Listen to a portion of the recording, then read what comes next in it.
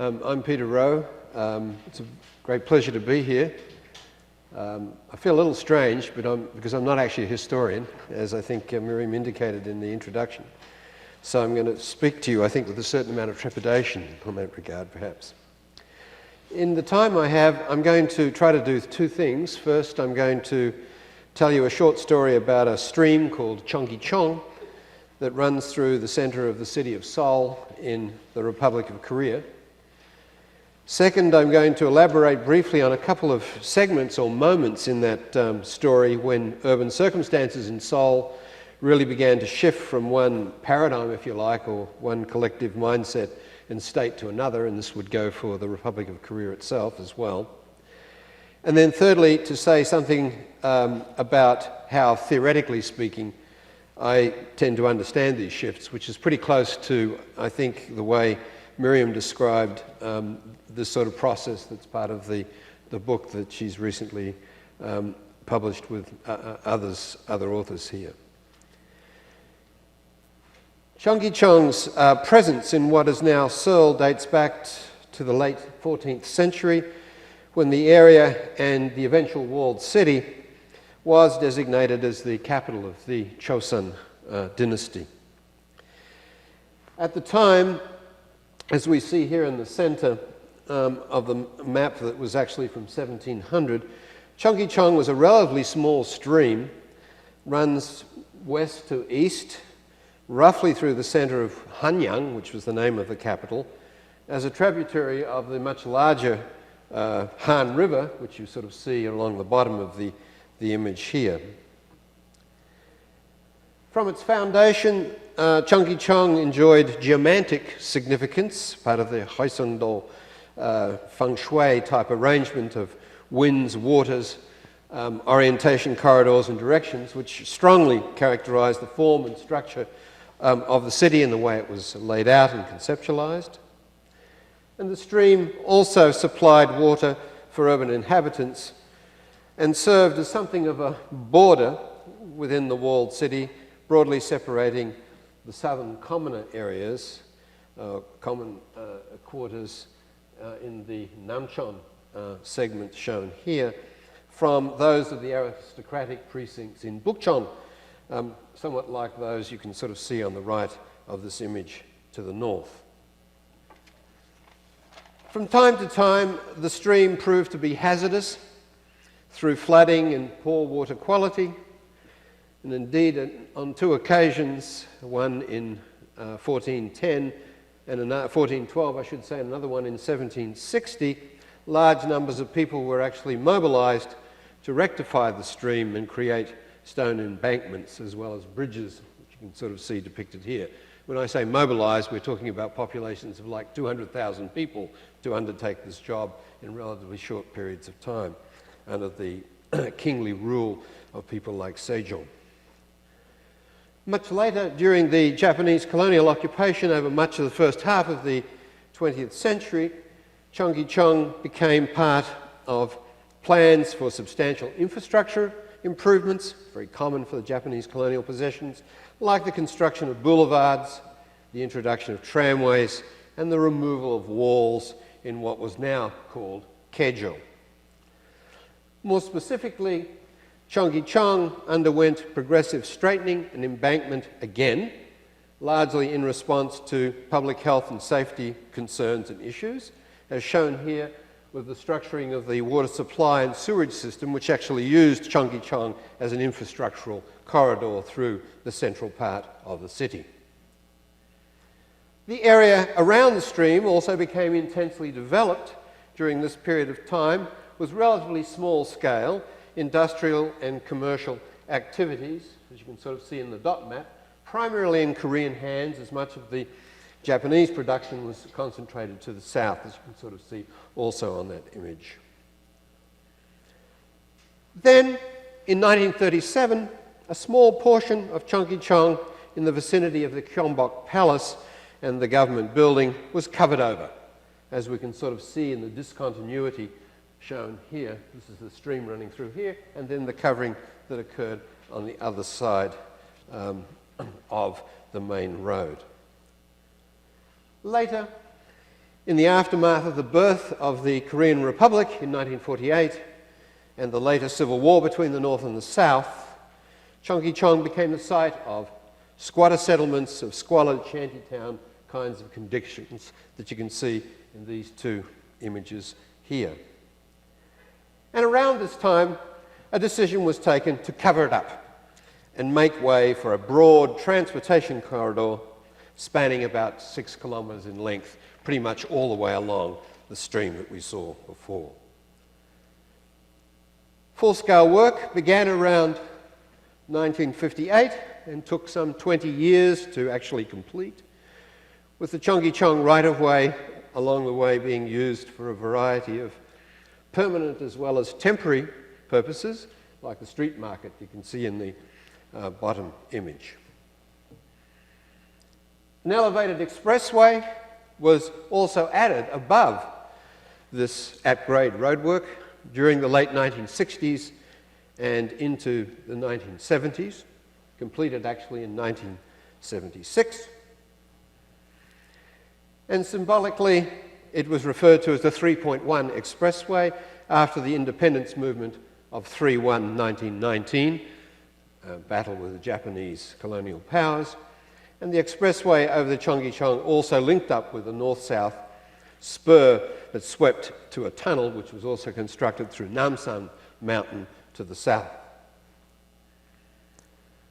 Seoul-sanga, a visionary modernist mixed-use project very much in the manner of Team 10, probably one of the few Team 10 type structures that was actually built and designed by Kim Soo-hyun, was constructed in one of the fire breaks that was left from the colonial period of the Japanese, reaching across the elevated highway as well as the stream, completed in 1967. And here you can see it here. It's a building complex about 1.5 kilometres in length. This was also the era of full-scale commitment to a rather narrowly focused, production-oriented form of modernisation and of wholesale conversion to modern apartment living in housing, including the raffling, which we see on the right-hand side, of units against the background of a very, very high demand for these units in comparison to supply circumstances. Then, around 1992, I remember this actually, personally, with a safety alert from the Korean Society of Civil Engineering and the eventual curtailment of traffic in 1997, and amid constant repairs, the artery was deemed to be unstable and more or less began to be closed down. Over this period, during the 1990s, Cheonggi-cheong was discussed, at least in urban development circles, in academic circles, and amongst some of the beginning NGOs, leading to the idea of a stream restoration project, to bring it back, so to speak, with both a cultural impact through the revelation of architectural sites and, of course, restoration to the lines of chi and cosmic breath, which would have flowed through it once again, absent the sorts of impairments it had in front of it, as well as a means for revitalising the sagging downtown economy and urban development. From 2002, the then newly elected Mayor of Seoul, Myung-Bak Lee, who's now the President of the Republic, embarked in earnest on this concept with an intensified period of study and design dating from about 2003, followed by the formal opening of the project in 2005. And here you can sort of see the kickoff when they're beginning to pull down the freeway. The physical essence of today's Cheonggi-cheong is a linear public space and stream recreation. It's not really a restoration, it's a recreation. They pump the water from the Han River, actually, to the south, that originates in the Cheonggi Plaza, in the sort of downtown area, amid a mostly high-rise building environment, and then extends through less intensively urban environments and gentler enclosures into a more natural domain of a riparian environment before it finally flows into the Han River. You can see a sort of nighttime shot and a daytime shot of part of the restoration. And although lauded by many, the project has not been without its controversies and has required a certain amount of balancing of historical, ecological, and urban environmental development factors during its production and final implementation. Indeed, one such controversy, which you can see here was fairly violent, involved angry merchants adjacent to the project site, fearful of the loss of business. This then precipitated numerous meetings. The public records show something like 4,213 meetings over a period of about a year, and more broadly, the first public participatory process of any large-scale public works undertaking in Korea. The project was not without its precedents either, and two of them are shown here. The Sanjicheon restoration project in the southeastern part of Korea on the top, and the Otagawa in Hiroshima, Japan on the bottom.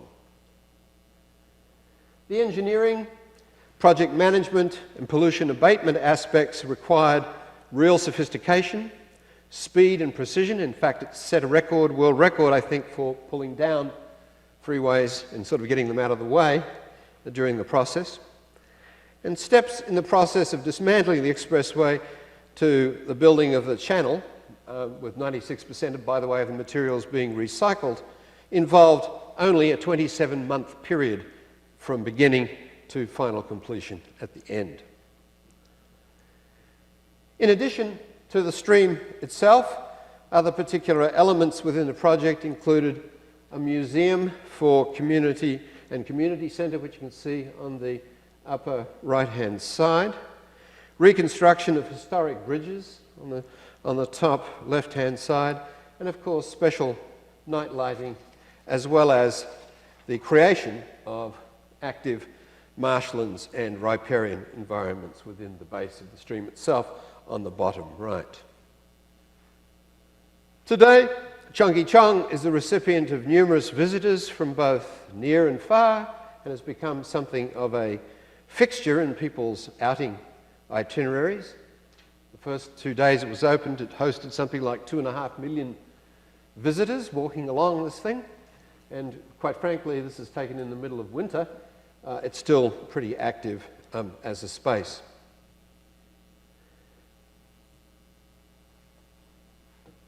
It also began to give a concept to the central part of Seoul of a kind of can-do attitude of moving into a future which was quite a bit different, as you can probably tell from the one in the past. Matters didn't rest entirely there, however. In fact, Cheonggi-cheong is also now intertwined with efforts that stemmed from a master planning effort in 2002-2004 in the central area with these 4 axes that I think you can see. Can you see them? I don't know. 4 axes running across in this direction here, the historical axis, a media axis, an axis for more intense housing development, as well as the fashion and design centre going across the Cheonggi-cheong stream in this direction. As I mentioned, these efforts begin with this historic corridor on the west, including the newly completed Gwanghwamun Plaza, which I'm showing here, and the underground associated with it, and terminates on the east with the Dongdaemun Design Plaza and Park, partly still under construction by the British architect Zaha Hadid. Turning now to a couple of the segments in the story when fairly substantial shifts occurred in the urban circumstances. The first one I think is fairly obvious. It came about in the 1960s, early 60s, or started in the early 60s, during a period of pretty extreme unrest in Seoul and in Korea generally, leading to an era of autocratic top-down rule, with South Korea's policy very much focused on industrial, and indeed heavy industrial and export production, along with the intertwining of the interests of the state with those of the chaebols, the corporate conglomerates that run much of the business in Korea, and as well as a social compact that seemed to be struck along to the workers, ensuring from them a certain amount of cooperation and loyalty in exchange for economic improvement and progress. A little bit like the Ikeda income doubling plan in Japan that preceded it by a few years. The new state of affairs started, of course, with a military coup in 1961, led by General Chung-hee Park, who remained in control of things until he was bumped off, assassinated in 1979, although the dictatorship didn't end quite there. This was a period, of course, characterised by a growth-oriented model of development, fairly narrowly focused on quantitative growth across a reasonably narrow spectrum of industrial activities, the idea of boosting GDP as much as possible, large-scale investments and facilities development, and urbanistically expansion and rapid development of urban space. It was also driven forward by the creation of particular institutions, for example, the Korean Housing Corporation in 1962, which was modelled after the Chosun Housing Corporation, which was a legacy from the Japanese colonial period. They began to dominate, of course, housing production in the housing sector. There are also strategic policies of import substitution and targeted export orientations, and the state spent a lot of time beefing up, so to speak, the chaebols and interesting them in a diversity and range of products. If you look at Daewoo, for example, it started off in textile manufacturing. Then Park with Kim, who's the founder of Daewoo, Park offered him a steel plant, which he took on and went into boat building, went into car building, went into electronics, and eventually ended up with something like 35 different companies diversified across a fairly broad range of products as a consequence of this kind of arrangement between the chaebols and the state. There are also, of course, shifts in lifestyle, massive urbanization. From my perspective, one of the most rapid growths, at least in population terms, at scale of any modern city that I can think of. In 1960, for example, Seoul's population was 2.5 million. It rose to 5.5 million in 1970, that's just 10 years later, and by 1980 it was about 8.5 to 9 million people. Today, thank God, it's slowed down. It's only at about 10. So you can breathe a little bit more easily. This not only was a population build-up as people moved off of the land into the cities, but also brought with it a modern high-rise apartment style of living, a model of urbanity that was wide roads, motorways, all closely associated with, of course, desirable images of being modern and progressive in the world. And the Cheonggi-cheong roadways that I showed you, both at grade as well as the expressway for sure, and the associated developments of places like Seonsanga, or the high-rise building you might have seen there, which was called the 3.1 building, from also the late 60s, were of course symbolic of this paradigm shift in broad urban orientation. Also, this period was subject to outside influences, and you might say parallel developments and instances of emulation from elsewhere. It certainly built on the Japanese colonial framework, which is left in place. As the historian Cummings, I think, rightfully said, Japan provided Korea with a crude, broad brush approach to industrialization, which they took up. There was also, if we use Akamatsu's analogy of the flying geese in formation, with the Japanese at the lead and the other Asian states following behind, there was a lot of cross-copying of a Japanese experience, which was probably about 10 to 15 years ahead, probably in profile, if one thinks about flying geese. Anyway. There was pioneering work in the special economic zones. They more or less stem from Korea, not from China or from Taiwan, if you really get down to it. And if we go back to the image of the highway covering up the water, of course, this is a legacy from the 1964 Olympics in Tokyo, is it not? When they covered many of the canals, including the canal across which the famous and fabled Nihonbashi spanned at that period of time as well.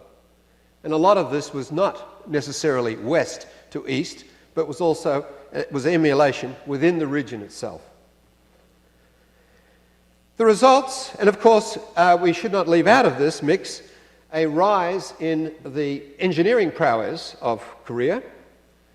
In 1974 they were successful in the bid to build the Jubail large-scale port in Saudi Arabia, which in the latter part of the 70s and in the 80s sent many of the Korean companies, the Chaebol construction companies, into the Middle East to do a lot of construction work there. And of course, this was a construction technology that they deployed in, of course, covering up Cheonggycheong, but also in the manufacturing of the houses. As we can see, it was a not particularly advanced construction technology insofar as the bridges and the expressway did fail in the end, although probably more for maintenance issues than for fallacies in the structural design themselves. The results of this period were relatively successful in their own limited terms, limited production-oriented terms.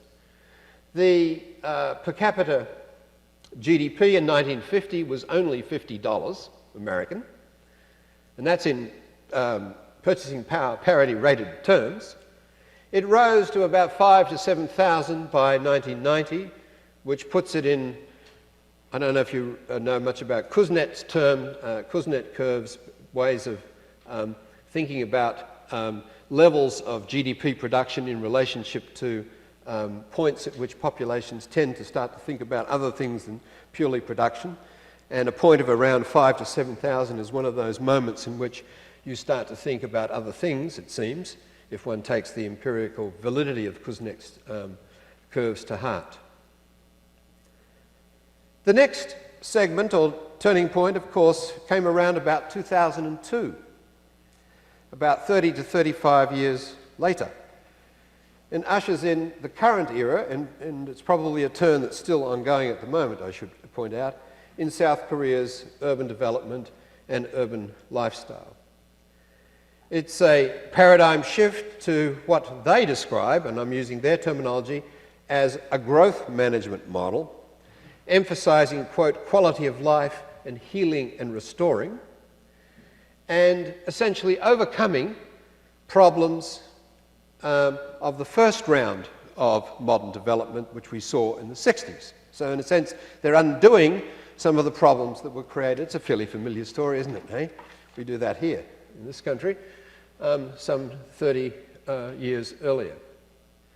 This is not a singular happening or a singular moment, probably not as singular in its impact as it was when Park took control in 1961.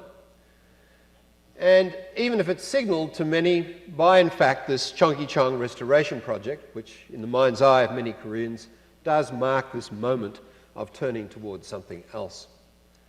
But comes about, as far as I'm concerned, more as a concatenation of events, of movements, of issues, and so forth, and political actions that finally pile up on one another to the point where the mindset really begins to change. And let me give you 6 or 7 slices or aspects of that concatenation. The first, of course, we start with the emergence of democracy. It's a big thing, which sputtered into existence in 1987 with the first direct presidential election. I say sputtered because it took place and afterwards with a tremendous amount of riots of students and others, but was followed in 1993 and then in 1997 successfully by sequential presidential elections from different parties. So one could say, I suppose, that the democracy was okay. There was also the rise of NGOs. NGOs didn't exist during Park's time, as you might imagine. And these really come from the late 1980s. The most famous one is the Kyungsil-ren, which simply means Citizens Coalition for Economy and Justice, NGO, that was founded around the part of the democracy movement. You have Green Korea, another NGO of a certain amount of stature and power in 1994. And as far as the stream's concerned, Cheonggyecheon, you have the Cheonggyecheon Revival Academy as an NGO that started in the mid-1990s. A third thing we notice is notable shifts in academic and official attitudes to environmental sustainable development, which according to them, they based on their reaction to the 1992 Rio conference, but really only started to hold sway within the academic and planning circles in Seoul, probably around about late 90s to 2000. Not really much before that. Then we have shifts in attitudes towards historic preservation and conservation policies that began to move during the 90s and into 2000 towards preservation and conservation of environments as distinct from simply the representational and traditional aspects of conservation and preservation around single artifacts like temples, like gates, like pieces of walls. And here it's moving fairly much in tandem with what was going on in much of the rest of the world. As Miriam said, I sit on one of these UNESCO boards where we worry about this sort of stuff, and the trend followed in Korea was fairly close to that one going on worldwide. It also meant a shift in decision-making and control over this from the central government, which of course was very strong throughout much of this story, if not the only force moving things forward, to local governments and somewhat to civilian interests. Just to further reinforce that idea, in 1985, a plan was put into effect to restore the 5 major palaces in Seoul. That's the ones in Bukchon you saw on the northern slopes of Seoul. In 1997, the budget for historic restoration and conservation went up by 4 times at the central government level. They seem to have gotten religion, so to speak. And then in 2001, we see a fairly complex heritage system set up, which began to focus also on 20th century structures and those from the Japanese colonial period, which had been, not considered prior to that time. From a demographic point of view, this is also the period in which we see the emergence of the 386s. You might ask, what am I talking about? Well, 30-year-olds born in the 60s and educated in the 80s, 386s, began to enter public life. These were the people who participated, of course, in the democracy movement as students, and their awareness was quite a bit different and shaped by different formative forces than certainly the generation before them and their parents, and weren't particularly enamoured by the sort of production first, livelihood second set of attitudes. Also, there was further developments in technological prowess, which, by the way, allowed this project that I just talked about to be feasible within the constraints. I should point out the Japanese actually considered covering all of Cheonggyecheon back in the 30s, but gave up the idea because they thought it was technically infeasible. Why? Because they couldn't build it fast enough, i.e. between the 2 rainy seasons where the thing becomes a roaring flood, they couldn't get enough in the ground to make it happen. And indeed, that's what pushed Hyundai and Dailim and Elsie in this latest go-around to break the world record for pulling something down and putting something else in place, was the technology to allow them to have that happen within a very, very narrow window of time, at least sufficiently so that when the rains came, the work that they'd done wouldn't be washed away. Then, of course, we have sports events. Right? The Olympics in '88. I mean, you can't say the Olympics pushed Korea into democracy. I think that's nuts. But there certainly was a certain kind of focus on things at that very kind of pregnant period of time in which they were moving in that sort of direction, which, you know, put a certain kind of lean on things. And then, of course, any of you who are soccer fans, anyone play here? Football, the real game? No. Well, then you've never heard of the Red Devils, have you?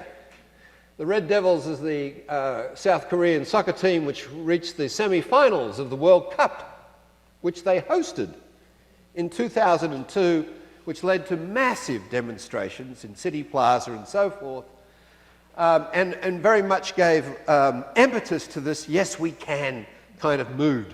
Hell, they beat Italy. I mean, it was a slightly rigged game, but nevertheless they beat Italy, much to my chagrin. The Red Devils beat the Azzurri. Then on top of this, of course, we have, and this goes to Cheonggyecheon directly in Seoul, the mayoral elections of 2002, amid the Red Devils dancing around in the street, competed for by Myung-Bak Lee, who was 61 years old, conservative, former CEO of Hyundai Construction Corporation. This guy really knew how to push bulldozers and build stuff. Versus Min-Suk Kim, 38-year-old, and of course one of the 386s, the darling hearts of, the sort of darlings of most people at the time. Lee was strongly for Cheonggyecheon and made it a central issue on the campaign, and pushed the mayoral campaign into one in which they actually debated an issue rather than sort of staring at each other and comparing notes. Usually in the past, the political debates, a bit like sometimes in this country, there weren't that many, fundamental differences between a lot of the people, and it was much more rhetorical. This was one of the first campaigns where this Cheonggyecheon project and Lee's advocacy for it made for real kinds of debates. In fact, Lee started off about 14 points behind in 2002 and surged ahead to win the election. And largely, it was this mood shift with respect to public opinion about Cheonggyecheon that pushed him into the mayoral position. And he almost immediately, of course, took on the project, which he completed in 2005, delivering on this can-do aspect, which allowed him, of course, to vault his way into the Blue House and become the president of the country, running on exactly the same sort of record in 2007. It was a project, it was a time of the first, as I mentioned, citizen participatory process that we have in public works history, very much a move in orientation away in planning circles from production first towards historic conservation, the idea of public amenity, the idea of environmental conservation, and the idea of quality of life coming to the fore. A few words about the way I think about this sort of thing intellectually or theoretically. I tend to sort of see this as being an interaction amongst various forms, factors, and phenomenon operating in this quasi-dynamic equilibrium system, or shall we say some degrees move from a static equilibrium, as Miriam mentioned in the introduction. At certain moments we see conspicuous alignments, and this is certainly true of the second moment. Conspicuous alignments begin to occur and even become compounded that push discussion and frame the way in which people talk about and therefore think about circumstances, and indeed the actions that come from that about urban circumstances in another sort of direction from the one that's in place. In other words, a regime of distinctions by which we recognize one set of urban circumstances or an urban era, shall we say, from another dissolves and is replaced by another. Another way to think of this beyond sort of system terms is possibly using Deleuzian terminology, if I might. I think it's rather preposterous, but it's all right, I'll try it out. If we talk about a process of urban territorialization, it can be seen, of course, as involving simultaneously the presence of deterritorializing as well as reterritorializing phenomenon going on simultaneously. And under this rubric, of course, effective deterritorialization occurs at moments when enough pressure is brought to bear on existing territorial order to eliminate existing distinctions, socio-political power relations, ways of doing things and so forth, to the extent that the aspects of the prior regime collapse, go into chaos, if you want to go back to the other kind of model, on the way to becoming something else. And of course the re-territorialization in turn is a process that takes up with the new and different ways, with the elimination of power distinctions, power relations, ways of doing things and so forth, resulting in a different territorial order, and so the process goes on. However, as far as I'm concerned, the relationship between built form is not necessarily isomorphic nor knee-jerk, as it were, to this deterritorialization, re-territorialization process in other terms. Change elsewhere, i.e. in other terms, in socioeconomic terms, can of course occur without appreciably precipitating very different physical urban architectural responses. Let me give you a rather extreme example. Kanto earthquake in Japan was certainly deterritorializing, literally and rather tragically so, in fact. But perforce of the coping behaviour that followed it, built of course on past practices almost exclusively, and even further on in time, if we looked at the very entrenched property and other interests involved in Tokyo, and the difficulty people like Goto Shinpai were having in implementing their plan, if at all, any relatively immediate spatial transformation as a consequence of this devastating deterritorializing circumstance didn't really happen. It happened later. On other occasions, like the two moments I mentioned to you with regard to Seoul and this funny little river, the new physical circumstances were created that even went on, at least in some measure, to actually symbolize different terms of reference or different discourses and different regimes and different eras. And certainly, South Korea is no longer an underdog, as David Pilling pointed out recently in the Financial Times. It's no longer pitifully underdeveloped, nor is it even a developing country. It is, as you might say, he's made it, and is a very, very different place than it was 50 years ago. Thank you.